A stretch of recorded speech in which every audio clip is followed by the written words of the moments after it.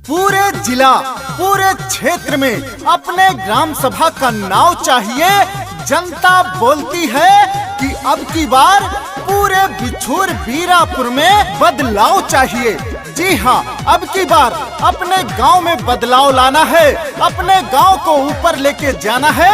तो याद रखेगा, राम सिंगारे यादव को अपना प्रधान बनाना है, तभी हो पाएगा आपके पूरे बिछुर बीरापुर का विकास। गायक अभिषेक सिंह। राम सिंगारे यादव घर के बेटा हुआ, घर के बेटा हुआ हो, घर के बेटा हुआ। राम सिंगारे यादव घर के बेटा हुआ। मांगे आशीष चाची छुई के पौआ, जिताई दिया अब की सब मिल के चुना हुआ, जिताई दिया अब की सब मिल के चुना हुआ। अब की चुना हुआ हो, अब की चुना हुआ हो, अब की चुना हुआ। जिताई दिया अब की प्रधानी के चुना हुआ, जिताई दिया अब की प्रधानी के चुना हुआ। वीर प्रवर्षी फिर कोई नीर पिघलनी चाहिए, हिमालय से फिर कोई गंगा निकलनी चाहिए। और वो गंगा बन के निकले हैं आपके अपने ग्राम सभा पूरे बिछुर बीरापुर से प्रधान पद के प्रत्याशी राम सिंगारे यादव जी।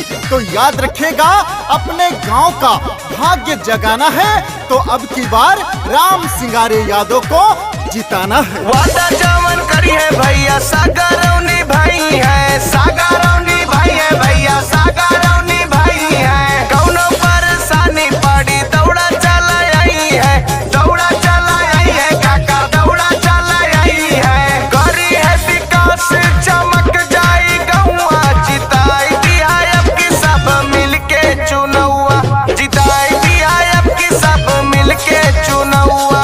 चाचा चाची भैया बहनी दादा दादी सबके जुबान पे एक ही नाम, राम सिंगारे यादव भैया बने पूरे बिछुर बीरापुर के प्रधान। तो याद रखेगा सभी, अपनी चट्टानी एकता का परिचय देते हुए अब की बार राम सिंगारे यादव को जिताइए, अपना प्रधान बनाइए।